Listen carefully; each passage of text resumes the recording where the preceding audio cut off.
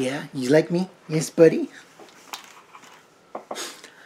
Hi guys, this is Jake and Bandit from Canadian Cutting Edge, and I just dropped what I want to review today. I'm not reviewing you. I didn't drop you, buddy. Yeah, good boy. Bandit's doing much better. Those of you who follow the channel a lot know that he was sick a little while ago. He's 100% better. Doing really, really well. And thank you so much for coming by to watch this review video. Today we're taking a look at a knife by Schrade, the Old Timer line. This is the 29 OT folding knife. Classic style folding knife. Check that out. Hopefully it's focusing properly. It looks like it might be. In a nice leather pouch for around 30 bucks. A little bit less in the US, a little bit more like the mid-30s in Canada. I think you're going to want to stick around for this review because this is a much nicer knife than one would think when you look at the price. Stick around. To be honest with you, I don't remember if Schrade sent me this knife or if I purchased this knife. That really isn't going to change things on how I do the review anyway. I try really hard to remain objective, even when another company provides a knife for me. You hear that little bit of squeaking? That's Bandit playing with a squeaking toy. I'm not going to stop him. He's such a happy dog since he got better, and I'm so happy for that. The first thing that I want to talk about when I get into this knife is the sheath. The Old Timer 29 OT, the Mountain Beaver Senior. Talking about the leather, check this out. You can see the grain in here. You can see the different colorations there. This is not a cheap, low quality sheath. This is a good sheath, and it's a well-made sheath. It's constructed well, and it's made of good materials. It's hard to believe that you can get this knife with this sheath for around $30. A little bit less in the United States and a little bit more in Canada. But, you know, it's around that $30 number. You know, a really nice sheath would generally cost more than that. You know, it's just the way things are. This sheath itself probably wouldn't cost more than that on its own, but it's a sheath that I think is a good $20 sheath. If I was to find this sheath somewhere else and I was looking for one, something of this quality, I'd easily pay $20, maybe $25, and because it's well made. And it's made of good materials, and I like the look of it. I like the coloration and everything. They did a good job in staining it, and you know, the snap is a decent quality snap. It's not a cheap little thing, and it closes very well. And you know, the belt loop here is nice and snug, so it's not going to be flopping all over your belt and all over your hip. It's a well-made sheath. Now let's talk about the knife itself. It's also a well-made knife. It's a I don't know if I would call this a collector's knife more so than a user knife, simply because it's made at a price point that's very much in the user field, the user range, I should say. You know, right around $30 is not something that, you know, you're going to put on your shelf and say, I'm never going to touch that thing. And so I've used it, and because I've used it, you can see a little bit of marring on the metal already. This is a silver zinc alloy, and it stands up pretty well. When I first got it, you could see one or two of the pins that's holding it together, and the pins are made of the exact same material. And all I did was buff it for a while on my strop and made it nice and clean, and now you can't see the pins at all. And you know, it literally only took me about 5 minutes of buffing on my strop to make it look really nice and shiny, and so I could bring it back from these little marks as well. I've carried it just in my pocket this way, just dropped it in my pocket, and I've also carried it on my hip in the sheath. I tend to be a guy who likes sheaths, and I like to carry my knives on my hip, partly because of where I live in Alberta. You know, it's more of a cowboy country, and you know, a sheath on a hip with a knife in it is not looked at strangely in these parts, and so it's pretty normal, and that's the way I like to do it anyway. Even some other pocket knives, what I do sometimes is I take the pocket clip off and I find a sheath that works, and I carry my pocket knives that way as well. Talking about the steel, this yellowy brass kind of looking steel. As I've said, it's a silver nickel, and it's the fit and finish of it is made quite well. And then here we've got rosewood, and you can see that classic rosewood color. And the fit and finish, it matches up at the bolster, matches up at the centerpiece quite well. Both of them do. And then back here we've got ebony. And it's made very much the same way with that same treatment in there for your grip. And, I got a small defect right there. But it's all in all, a couple really nice pieces of wood. These are expensive woods. Well, the rosewood maybe not quite so much, but the ebony's a little bit more expensive. And it's a dark brown ebony, not a black, and it's got grain in it that you can see, and it's made well, and it looks well. My first trade was in the woodworking field, and I got into finish carpentry, and so I know what a wood's supposed to look like and what it does and how it behaves. And so it's really hard to get a perfect knife without any flaws at all with using wood. And at this price point, this is made very well. I don't expect any more than what I have here at this price point. The fit and finish in the hand is quite good. It's just under just under half an inch thick on this handle. What, 0.46 I think it was, 1.2 centimeters thick. And it fits really well in my hand. The length of the handle is 11.6 centimeters, which is 4.5 inches. So at 4.5 inches, then just less than half an inch, it's quite comfortable. I did a bunch of hard work with this, and yeah, my hand got a little bit tired, but no real, specific hot spots that I needed to, that I had to avoid or treat afterwards. It's quite comfortable, and it worked quite well in the hand. The blade steel is 9CR18 MOV, which is one of the top Chinese alphabet soup kind of steels. It is still definitely a budget steel, but in the range of their budget steels that have the number CR number MOV kind of identification, the 9CR18 is actually a very good steel in that range.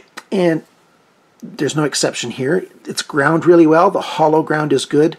The drop point is done very well. The grind matches from side to side. It looks good, it feels good, and and it cuts pretty well. It's not that hard to sharpen. It's pretty easy to sharpen. It keeps an edge fairly well. As I've said, I haven't had to sharpen it at all yet, even though I did some heavy use. A lot of cardboard I cut, whittled a little bit of wood, and played with it an awful lot. And, and it's just lasted really well. So I like 9CR18 MOV. Much better than 7CR17, to be honest with you. Much better, in my personal opinion.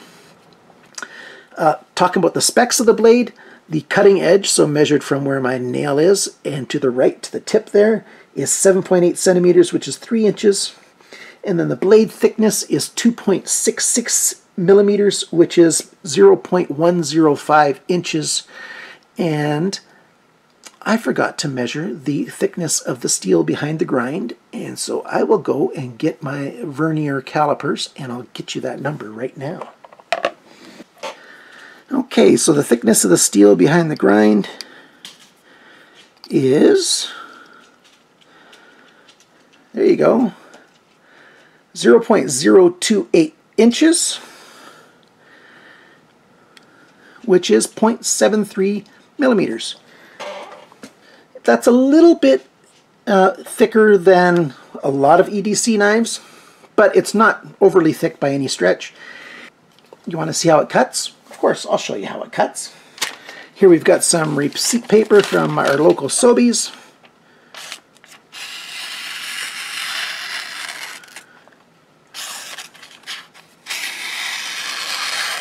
And that's a push cut where I'm just going on one specific spot. Some regular photocopy paper.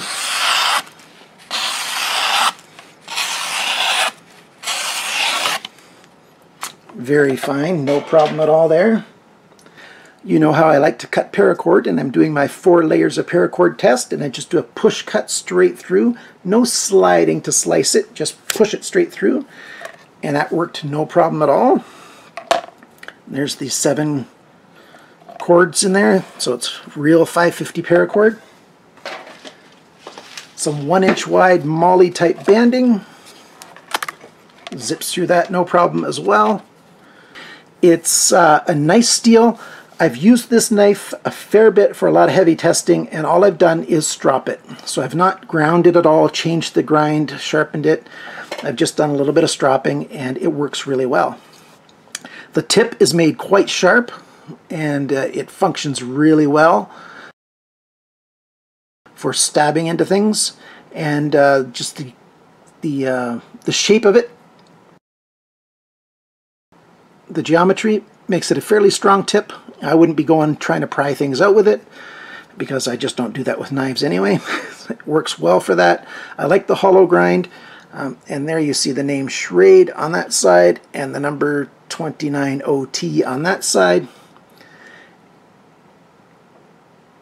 And since I've got enough light here this time, you can see the detail in the knife now with the close-up shots.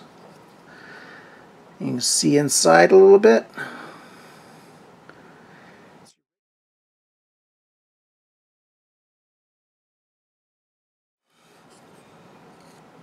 Sorry. It's your regular backlock knife, and it slides really well. The lockup is nice and strong. There's a very tiny bit of blade play side to side on this one. I think the pins aren't totally snugged up, as snug as they could be, and that is why the blade is a little bit loose when the knife is in the closed position. But when it's open, you know, there's no rattle. It's nice and snug, and there's just the very tiniest perception of a bit of side-to-side blade play. I think a lot of reviewers might say there's none, except for the really good reviewers. They're going to notice it. And there's no blade play up and down, this way, back and forth. Just a little side to side. Strong, robust. You can't feel any movement at all when you're using it. It works really well in the hand. It's a good knife. So what do I not like about this knife, or what are the cons? One of the cons is I'm a real sucker for sharpener's choils. I really like sharpener's choils. It does take one more step in the manufacturing, which adds a tiny bit more money because it's more labor, more time. But I like it when there's a little sharpener's choil done right at the end of the cutting edge, just before the ricasso. It's not that big a deal. It's just something I need to mention because it's true. I prefer a sharpener's choil. The only other thing that I didn't really like that much was the fact that I did have to polish down a couple of those pins to hide them, and the good thing about it is that it was very easily done, and you know, you can even see my reflection in that a little bit. Not all the best, but you can see some reflection in there. I could spend more time and make a much higher polish on this, but it is a budget knife. It's not like your high-end collector's knife, and so I just, you know, did a bit of that. I like the well, that's all the negatives that I have. Sorry guys, there's not any more left. What are the positives? Just to summarize, I like this nice satin finish on the blade. All the buffed, the lines are all the same way on that satin finish. I like how everything matches. The grind is the same on left to right, all the way up to the tip. The final grind is good. I like that it's robust behind the grind edge, a nice strong cutting edge. I like the handle. It's very beautiful with the two types of wood in there, the rosewood and the ebony, and then this highly polished silver nickel looks great too. It's a good kind of, I might dare say, a budget collector's knife, perhaps, maybe, yeah. I really like the leather sheath an awful lot, or sorry, I really like the leather pouch an awful lot. I like you can see the different grain in there, you know, and they just went and did a really good pouch for the amount of money that it costs. It's a good looking knife, looks good, feels good, handles well. It's not made for comfort, although it is fairly comfortable. It doesn't have a lot of bad hot spots in it.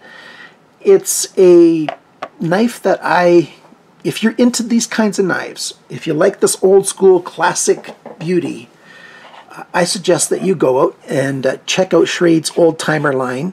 I've got another fixed blade that has the same kind of treatment with the rosewood and ebony, and I'll be doing a review on that knife soon. I forget the number. I think it's the 30OT. I'll put it on the bottom of the screen. Actually, I'll show you a picture of it right now. Thank you so much for watching this video. Please subscribe if you're not yet a subscriber. It really does make a big difference to me. It helps draw more attention from vendors and manufacturers so that I can get knives from them. My budget is extremely tight right now, and I need all the help I can get in order to get knives into review. And if you're not yet a subscriber, please do that and then click on the bell so you'll be notified of every video. Thank you for liking my videos. Even if you don't like this particular knife, if you think I did a good review, a quality review, click on that like button, please. And share with your friends. And remember to always cut towards your chum, that is the other guy or your friend. Cut towards your chum and not your thumb.